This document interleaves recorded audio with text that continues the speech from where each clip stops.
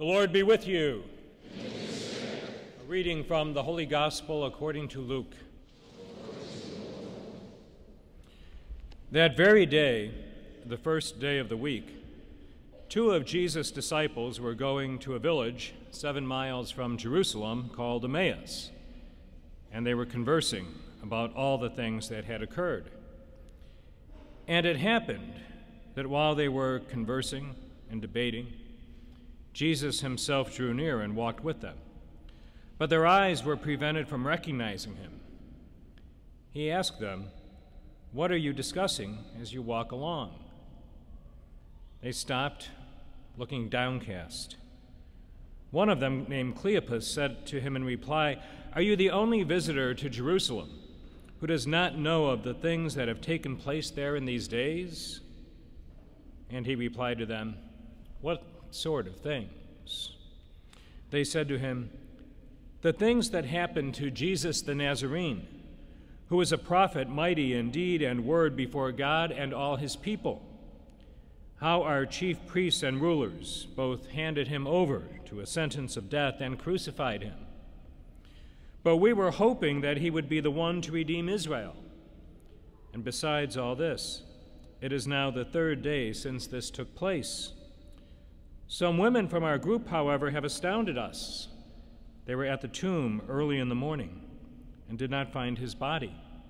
They came back and reported that they had seen a vision of angels who announced that he was alive.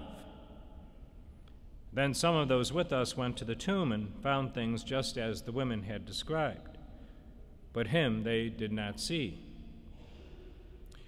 And he said to them, "Oh, how foolish you are! How slow of heart to believe all that the prophets spoke! Was it not necessary that the Christ should suffer these things and enter into his glory?" Then, beginning with Moses and all the prophets, he interpreted to them what referred to him in all the Scriptures.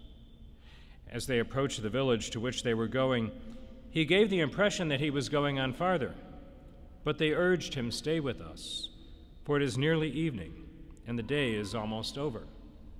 So he went in to stay with them. And it happened that, while he was with them at table, he took bread, said the blessing, broke it, and gave it to them.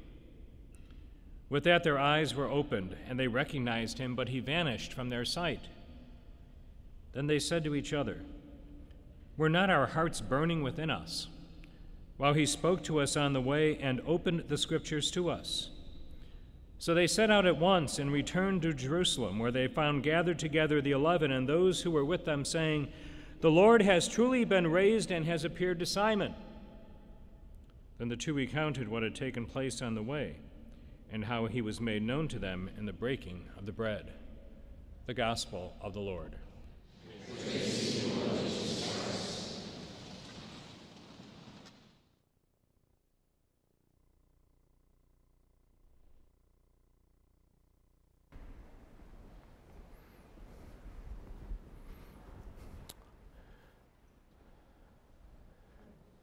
Two friends walking along a road.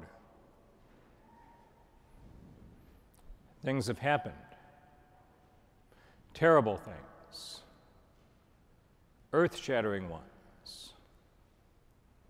Their world, their expectations of what was to be, turned upside down. And so they turn away from one place, from Jerusalem, maybe in fear. And they're heading down this road. There's some contradictory evidence. They've heard these reports of a tomb that was empty, of a vision of angels, but still they can't process all of that. They can't make sense of it. That could be any number of us at any point in time. Alone, maybe walking down a path with somebody else. Something having happened. The external world, some cataclysm, something internal, some serious moment of discernment and confusion or loss,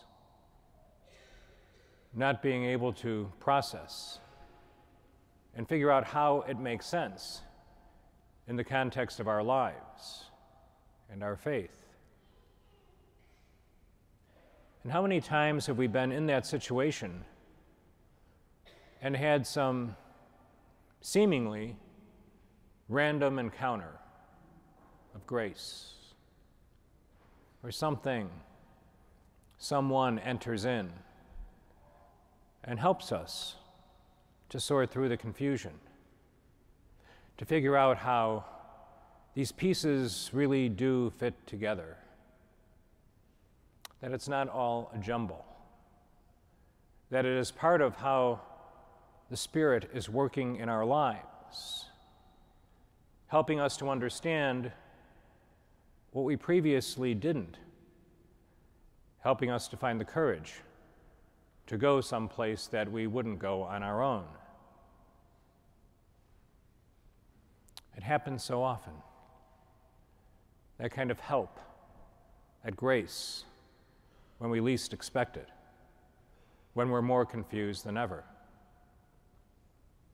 And it happens in this gospel to these two disciples when Jesus comes among them. And they realize that here is someone who gets it, who grasps the meaning of the Scriptures, who knows how to interpret them, to fit all these pieces together of why Jesus had to die, in contrast to their expectations. And their world begins to stabilize. But still they don't quite understand until Jesus breaks open that bread. And they say, "Were our hearts not burning? Did we not really know that it was He?" We gather together in this church, as we do all the time, to do one essential thing: to break that bread, to allow Jesus to be made visible and manifest, the preeminent sign that He is with us and is always with us and always will be with us.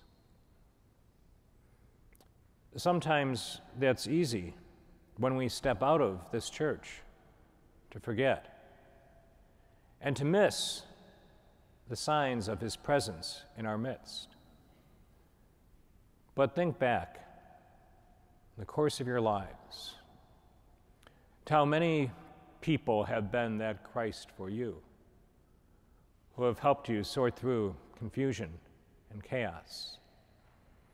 How many times the Spirit has made itself known in your lives through other people or simply through an awareness of that grace that is Christ alive in our world. We gather today realizing that the Jesus who lived for us and died for us and rose again is our greatest friend. He is always with us. The Scriptures have been fulfilled, and His promises to us are always in the process of being fulfilled.